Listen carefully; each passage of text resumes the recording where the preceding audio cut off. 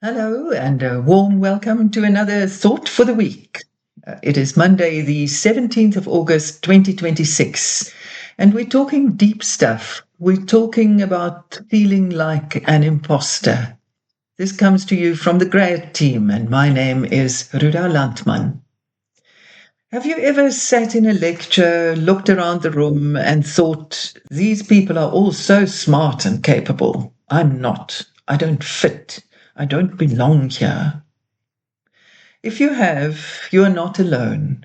That feeling has a name: imposter syndrome. Imposter syndrome is that nagging belief that you're not really as capable, intelligent, or deserving as others think you are, and that it's only a matter of time before you are found out. It's not an official mental health diagnosis, but it's a very real experience for millions of people, like students stepping into new, challenging environments. If you come from a less privileged background, the feeling can be especially strong. When you are the first in your family to go to university, you might not have grown up surrounded by people who could explain the system, the unwritten rules, or the everyday culture, make it feel normal, the culture of campus life. You might feel like you're stepping into a world that wasn't built for you. But here's the thing: you earned your place. You are here because you have the ability, the potential, and the right to be here.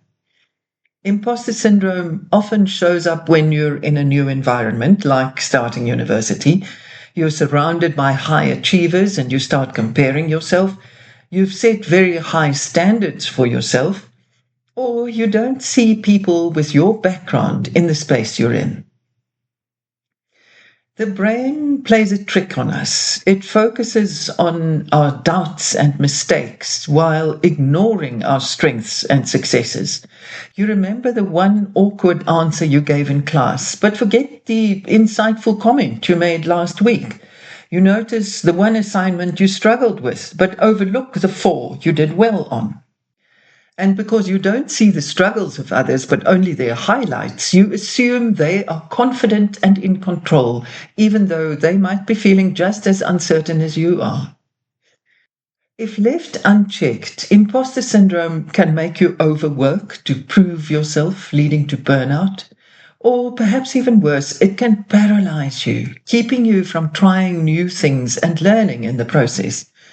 It may stop you from speaking up in class or joining discussions, or when you do participate, make you so nervous that you can't give your best. It causes enormous unnecessary stress, anxiety, and self doubt. Let's think of practical ways to work with it. Number one, name it. Recognizing it is the first step. When those I'm not good enough thoughts pop up, remind yourself this is imposter syndrome talking. By naming it, you create distance from the thought and stop it from feeling like an absolute truth. This often happens when you're lying awake at 3 in the morning. Don't take anything seriously that comes to haunt you in those dark hours. Things will look different in the morning. Number two, remember how you got here. You did not win your place in a lottery. You earned it with hard work and solid results. Yes, you can. Number three, keep a success file. Write down achievements, positive feedback, and moments when you overcame challenges. On tough days, look back at this list. It's hard to argue with evidence. Number four, shift your perspective. Instead of thinking, I don't belong here, try, I'm here to learn and to grow. Remember, university is about progress, not perfection. Nobody arrives knowing everything. You are supposed to make mistakes. That's how you learn. And number five, maybe talk about it. Find someone you can trust and share your feelings. It could be a friend, a mentor, or a counselor. You might be surprised to learn how many others feel the same way. Sometimes simply saying the words out loud reduces their power. And then confidence often comes after action. You apply for the internship before you feel ready. You speak up in class before you are sure you have the perfect answer. You submit the assignment before you've convinced yourself it's good enough. And then, if it works, you stop and notice and say to that voice in your head, see, I can. Belonging isn't something others grant you, it's something you claim for yourself. There's a wonderful series on Netflix at the moment called Self-Made. It tells the true story of the first black woman millionaire in America. She developed hair products because she needed it herself. Men, both white and black, told her a woman couldn't or even shouldn't aspire to have a factory. Other women in the business told her that she would never succeed because she didn't look right. She had a dark skin and a big body. She pushed through, finding her market and her tribe. Ordinary women, not especially beautiful, who also wanted to look their best. Learn from her. Keep going. Do what you can as well as possible. You have earned your place. Do not doubt that.